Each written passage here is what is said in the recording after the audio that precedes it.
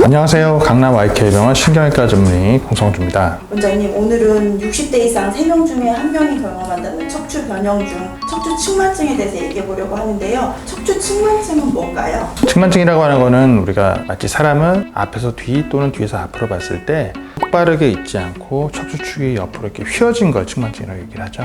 그러면 보통 측만증은 왜 생기는 걸까요? 나이대에 따라 사실 원인이 좀 다른데요. 가장 흔한 원인은 이유를 알 수 없다. 즉 특발성이라고 얘기하거든요. 정확한 이유는 알 수 없다가 답인데, 여러 가지 연구라든지 이런 걸 통해서 연관관계를 좀 맺어보니까 유전성도 어느 정도는 좀 있다라고 얘기하고요. 부모가 측만증이 있는 경우에 자녀에게서 측만증이 있는 경우도 좀 있고, 또 쌍둥이 중에 한 명이 이제 측만증이 있으면 일란성 경우에 또 이제 있을 확률도 좀 있다, 이렇게 여러 가지 내용들이 있습니다. 그와 더불어서 근무력증 같은 근육에 문제가 있는 경우, 또는 뇌성마비라든지 소아마비 같은 뇌에 관련된 신경질환, 이런 경우에 이제 측만증이 동반될 수 있는데요. 결국은 이 신경과 근육 간의 이 부조화에서 일어난 원인으로 인해서 측만증이 올 수 있다라고도 내용이 나와 있고요. 그리고 한 가지 더 있는 거는 노인성, 소위 퇴행성이라고 말하죠. 퇴행성 질환이 진행되면서 측만증이 오는 경우가 있겠습니다.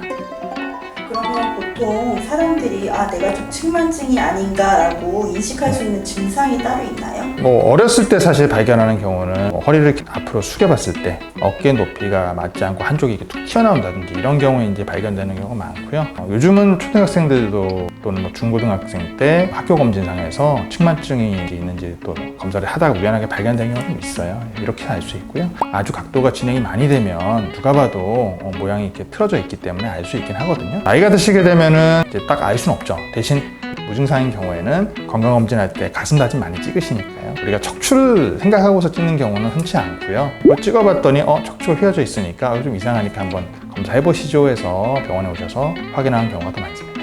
측만증이 특별하게 통증을 동반하지는 않나요? 그 자체의 측만증으로? 어렸을 적에는 측만증이 있는 경우에 사실 증상이 없습니다. 그냥 외적으로 모양만 이렇게 휘어지고 굽어지고 이런 부분들 때문에 보이는 거지 통증은 사실 없어요. 근데 나이가 들어서 퇴행성으로 오게 되면 이 측만증이 그냥 휘어진 것만으로만 생기는 건 아니고요.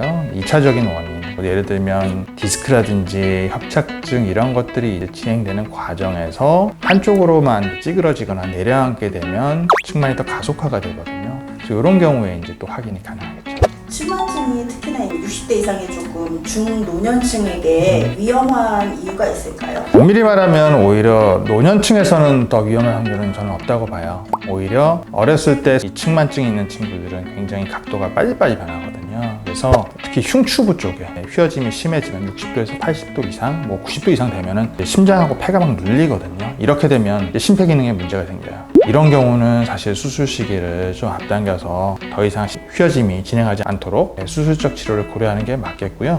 일단 측만증이 진단되는 기준이 어느 정도인지를 알고 계셔야 될 것 같은데요. 측만증은 보통 이 만곡이라고 말하는 속에 휘어져 있는 모양의 가장 끝부분, 가장 끝, 가장 아래의 각도를 우리가 평행선을 그어서 거기서 만나는 이 각을 재는 콥스 앵글이라고 하는 이 각도를 보통 재게 되는데요. 이 각도가 10도 이상 나올 경우에 측만증이 있다라고 진단을 내려요. 근데 이게 이제 측정자에 따라서 오차가 한 10도까지도 날 수 있다고 나와 있습니다. 그래서 10도보다 작은 거는 측만증이 아닐 수도 있는 거죠. 그래서 이제 10도가 넘어가면 이제 측만증이 있다라고 진단을 내리고요. 근데 이 경우에 측만증이 진단되고 나면 이 각도가 20도, 좀 더 타이트하게 잡으면 25도까지는 우리가 경과 관찰만 하고요. 3개월에서 6개월마다 한 번씩 오셔서 엑스레이 전체 척추를 찍어봐야 돼요. 대신 구간만 찍어서는 굉장히 오차가 큽니다. 그래서 전 척추 다 나오도록 이렇게 해서 각도를 재야 되고요. 이제 25도가 넘어가는 경우, 한 40도까지는 또 우리가 어렸을 때 성장기에는 이 각도가 더 빨리 진행하는 걸 막기 위해서 이제 보조기를 착용하게 되죠. 보조기를 착용함으로써 척추가 더 많이 휘어지는 것을 막는 효과를 기대할 수 있고요. 근데 이제 40도가 넘었어요. 넘은 경우는 이제 어떻게 하느냐? 이때는 이제 진짜 수술에 대한 부분을 좀 고려를 합니다. 근데 성장이 먹고 나면 그때는 50도가 넘어갔을 때 그때 수술을 정해요. 그래서 각도가 약간 차이가 있는데 러프하게 생각하시면 40~50도 정도가 넘어가면 이제 수술적인 치료를 좀 고려해야 되겠구나. 왜냐면 그 이상이 되면 너무 많이 이제 휘어지게 되니까 우리가 이 수술을 한번 딱 한다고 해서 척추를 그냥 갑자기 딱 되돌려서 딱 일자를 만들 수는 없어요. 이 수술의 목적은 척추가 휘어진 걸 더 진행하지 않도록 어느 정도 교정을 해주는 효과거든요. 그래서 너무 많이 진행된 것보다 보다는 우리가 수술을 해야 될 딱 그 시기가 되면 그때 이제 수술을 고려하는 게 맞을 것 같고요. 근데 이제 나이가 드시면 아까 말씀드렸던 것처럼 원인이 퇴행성이라고 말씀드렸잖아요. 이 경우에 이제 디스크나 협착증 이런 부분들과 관련된 증상이 나타나게 되는데, 특히 나이가 드시게 되면 흉추나 이런 부분에 대한 이 측만증은 치료 대상이 되지 않습니다. 사실 요추변에서 보통 치료 대상이 되게 되고요. 요추부 같은 경우는 협착 디스크에 대한 증상들이 나타나거든요. 그래서 특히 이제 한쪽으로 찌그러지게 되면 그 찌그러진 쪽에 있는 신경 공간이 좁아지기 때문에 협착에 대한 증상도 느낄 수 있고, 이로 인한 디스크가 뭐 터져나와서 신경을 누르면 당연히 디스크에 대한 증상도 느낄 수 있어요. 이런 경우에 우리가 이제 퇴행성 질환에 동반해서 이제 비슷하게 치료 계획을 세워봅니다.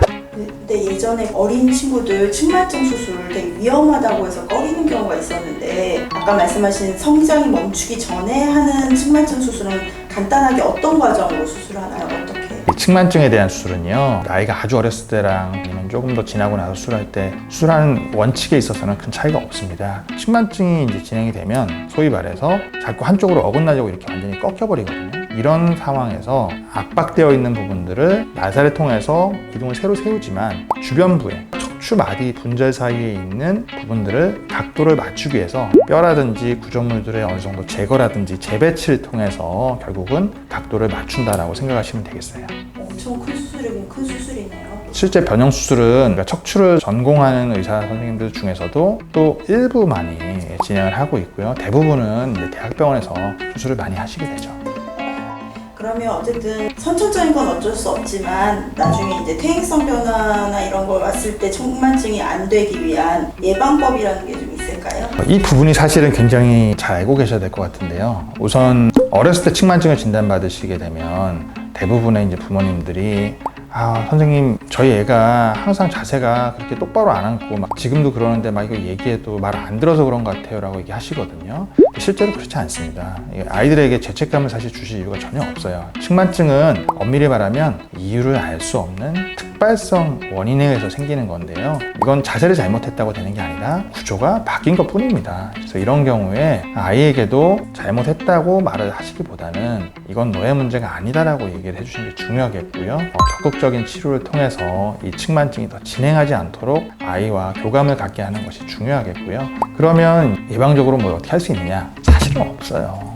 없다가 사실 답입니다. 유튜브에 나온 이런 뭐 자식생활 금지 네, 저는 잘못됐다고 봅니다. 다만 어렸을 적에는요, 이 측만증이 있는 상태에서 이 척추의 유연성을 유지하는 게 굉장히 중요합니다. 수영이라든지 아니면은 스트레칭 같은 것들은 하라고 말씀드려요. 운동들은 사실은 제한을 둘 필요는 없다라고 생각합니다. 여러 가지 운동 중에 한쪽으로만 운동을 하는 테니스라든지 탁구 이런 것들도 나빠질 수 있다 얘기가 나오긴 하는데, 이게 막 선수들처럼 운동을 전문으로 하는 분이 아니라 그냥 일반적으로 하는 수준에서의 운동은 이 측만증을 더 막 하실 정도로 그렇게 진행되지는 않을 것 같고요. 평소에 자세를 바로 앉는다 이런 것들 아까 말씀드렸지만, 실제로 환자는 자세가 나빠서 쉽게 허리가 휘어지고 통증이 생긴 게 아니라 통증 때문에 이런 불편한 자세를 사실 취하고 있는 거거든요. 이건 통증을 일으키는 원인이 해소가 되면 이 구조가 어느 정도는 또 회복이 됩니다. 즉 구조적인 문제가 아닌 경우가 꽤 있다는 거죠. 그래서 그런 부분들을 감안하셔서 예방적으로 우리가 안 해서 나빠진 거다 이런 마음 가지실 필요 없습니다. 일상생활을 이거는 못하고 저거는 못하고 이런 거 없으니까요. 똑같이 하십시오. 그럼 됩니다.